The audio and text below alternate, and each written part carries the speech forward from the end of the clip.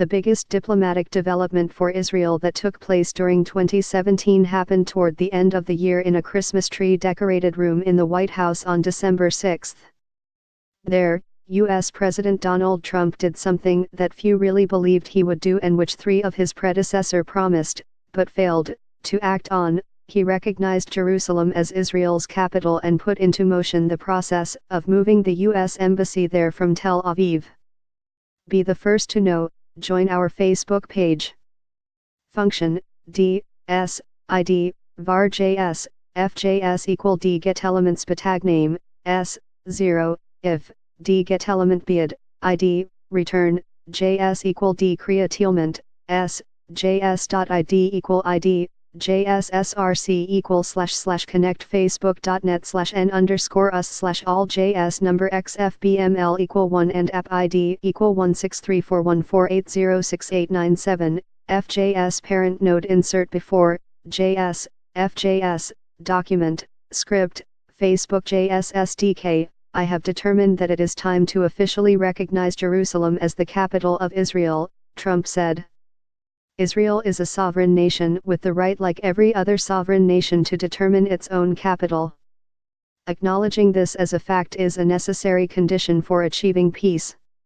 And with those few words, Trump made clear that the rules of the diplomatic game between Israel and the Palestinians had changed, and that what was in the diplomatic process in the past is not necessarily what will be in the future. We cannot solve our problems by making the same failed assumptions and repeating the same failed strategies of the past. Old challenges demand new approaches, Trump said. My announcement today marks the beginning of a new approach to conflict between Israel and the Palestinians. Predictably, the Palestinians and the Arab and Islamic world reacted with rage, anger, and fury, with Turkish President Recep Tayyip Erdogan convening an emergency summit in Istanbul to spit fire and brimstone, and the Palestinians mobilizing their automatic majority to slam the move at the United Nations. But, the gates of hell were not opened by the move, as some had threatened, and by the end of the year the world's focus on this part of the globe moved from where a sovereign nation decided to put its embassy, to rare protests in Iran, something that holds the seeds of being the most important diplomatic story of 2018. The Trump era begins. The year 2016 ended on a particularly sour diplomatic note for Israel, when the U.S. under then-President Barack Obama allowed the UN Security Council to pass Anti-Settlement Resolution 2334.